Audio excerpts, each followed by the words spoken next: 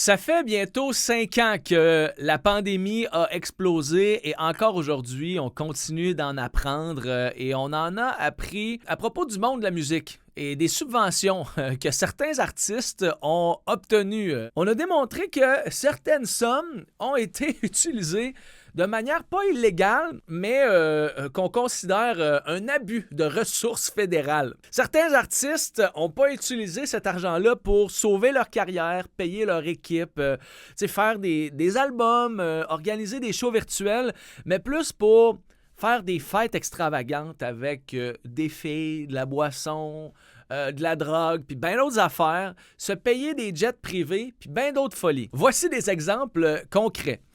La compagnie de tournée de Chris Brown, CBE Touring, aurait reçu 10 millions de dollars, dont près de la moitié a été versée à Chris Brown lui-même. Il aurait dépensé 80 000 piastres de cet argent-là pour son 33e anniversaire, dont plus de 29 000 piastres en chicha, des services de bouteilles, de l'alcool, de la crème glacée nitrogène, dans des frais de réparation de divans loués. Donc, ils ont sûrement foutu la marde dans le party. Ils ont brisé des divans, il a fallu qu'ils réparent.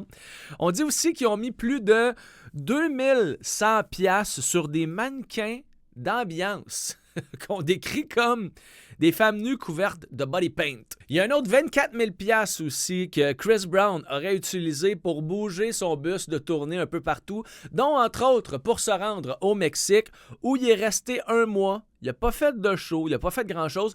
On dit qu'il a fait quelques jours, qu'il a pris quelques jours pour tourner un clip avec Jack Harlow. Lil Wayne aussi, de son côté, aurait reçu 8,9 millions de dollars en subvention.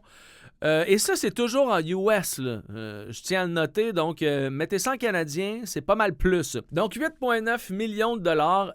Il aurait utilisé 1,38 millions de dollars sur des jets privés.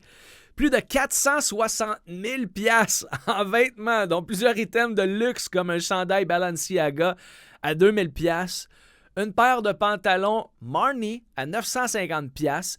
Lil Wayne aurait aussi utilisé 15 000 piastres pour couvrir les dépenses de vol, de chambre d'hôtel aussi, pour des femmes, dont une serveuse d'un restaurant de style Hooters, qu'on dit, et une actrice de film pour adultes. Donc, le gars utilisait du cash pour faire venir des filles qu'il trouvait cute d'un peu partout pour chiller avec eux autres dans des chambres d'hôtel. Ça, c'est de l'argent du gouvernement à dépenser comme faut. Moi, tant qu'à mettre ça dans des business de batterie comme Nordvolt qui font faillite, mettez ça dans les filles, dans les chambres d'hôtel. Et on rajoute aussi que Lil Wayne aurait utilisé cet argent-là, entre autres, pour régler des dettes avec un ancien gérant, couvrir des frais de commission d'un autre gérant et des frais d'avocat. Et on dit aussi que Chris Brown et Lil Wayne ont aussi, toutes les deux, utilisé une partie de cet argent-là pour des dépenses de tournée. Des contracteurs pour les spectacles de Lil Wayne ont entre autres reçu 327 000 piastres de salaire qu'on dit, tandis que Chris Brown a dépensé un autre 383 000 pour la paye de ses employés. Donc, ils en ont fait profiter à d'autres mondes un peu. Le DJ Marshmello aussi aurait empoché la totalité des 9,9 millions de dollars accordés à sa compagnie de tournée parce qu'il avait fait plus d'argent que ça en 2019. Fait que lui s'est dit... À moi, cet argent-là, pas besoin de payer personne d'autre. Et là, on parle beaucoup des rappers, mais il y a entre autres Alice in Chains aussi. La compagnie de tournée d'Alice in Chains aurait, eux autres aussi, reçu 1,4 million de dollars pour... et ils s'en seraient servis là, pour payer des employés, payer des contracteurs, mais dans l'article, on dit que cet argent-là couvrait même pas les frais d'assurance maladie, donc j'imagine que les employés de cette compagnie-là avaient une assurance maladie. Et il y avait un photographe dans cette compagnie-là qui, lui, a été diagnostiqué d'un cancer en 2022 et lui s'est ramassé dans le trouble à cause de ça. Aux États, ça coûte cher, là. Ça coûte cher se faire hospitaliser. Il a été obligé de faire une campagne de sociofinancement pour s'aider et il est décédé plus tard. Et on a su que le groupe n'avait pas soutenu cet employé-là après son diagnostic. Donc, ils n'ont pas donné de cash non plus à sa campagne de sociofinancement. Il avait plutôt référé à une œuvre de charité qui aide les gens aux prises avec des dettes hospitalières importantes. Et le chanteur d'Alice in Chains, Jerry Cantrell, a reçu, lui, 1,4 million de dollars en subvention. Le batteur et le bassiste ont reçu, eux autres, chacun 682 000. Donc ça rajoute comme une couche à tout ça. Ouais, c'est sans cœur. C'est vraiment fou de voir que pendant qu'il y avait du monde, des artistes indépendants qui auraient pu bénéficier de ça, du monde qui n'avait pas déjà plein de cash, aurait pu profiter de ces aides-là. C'est du monde qui avait déjà des millions de dollars dans le compte de banque, des artistes pour qui ça allait déjà vraiment bien, qui avaient fait leur cash bien avant COVID, qui ont profité de ça, et il y en a d'autres qui n'ont pas pu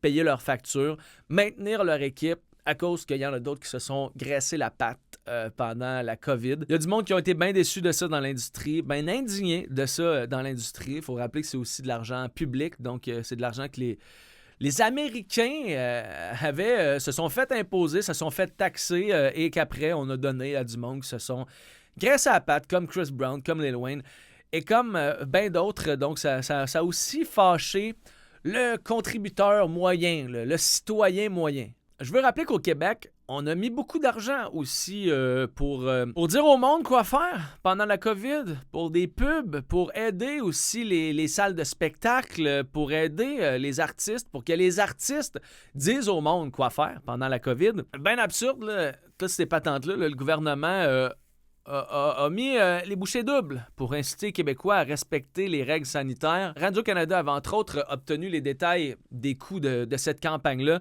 On parle d'un 13 millions de dollars par mois qui avait été investi dans la publicité pour dire aux Québécois quoi faire. Une des campagnes les plus chères avait été réalisée au mois de juillet avec des artistes comme Loud, comme Sarah May, comme Zach Zoya. Chacun avait été au centre d'une vidéo de 1 minute pour encourager le port du masque. On dit que la production de ces publicités-là destinées à la télévision, à la radio, à leur page Facebook, à la page Facebook du ministère de la Santé aussi, avait coûté 700 000 $. Il y avait aussi Sarah-Jeanne Labrosse, Pierre-Luc Funk qui ont reçu du cash à un moment donné pour avoir accompagné François Legault pendant un point de presse quotidien pour sensibiliser les jeunes, qu'on dit, à la COVID-19. Corias avait fait une vidéo de 16 secondes chez eux, filmée avec son sel de même, qui avait coûté 34 500 $ à produire. La comédienne et chanteuse Karel Tremblay, que je connais pas, avait aussi participé à une vidéo qu'on dit pour la campagne Facebook du ministère de la Santé. On dit que ça avait coûté 340 000 $ à produire. C'est l'agence Cossette qui avait réalisé ça. Il y a aussi une campagne qui avait été appelée « On lâche pas » avec des acteurs inconnus qui avait entraîné une facture de 245 000 $ au mois de mai. Il y a 3 vidéos aussi qu'on dit qui avaient été faites avec une trentaine de personnalités connues, dont Georges Saint-Pierre, Guylaine Tremblay ou Marie-Mé, qui se filmait elle-même chez eux pendant quelques secondes. Ça avait coûté ça 195 000 $ à faire. Encore beaucoup de sens comme prix.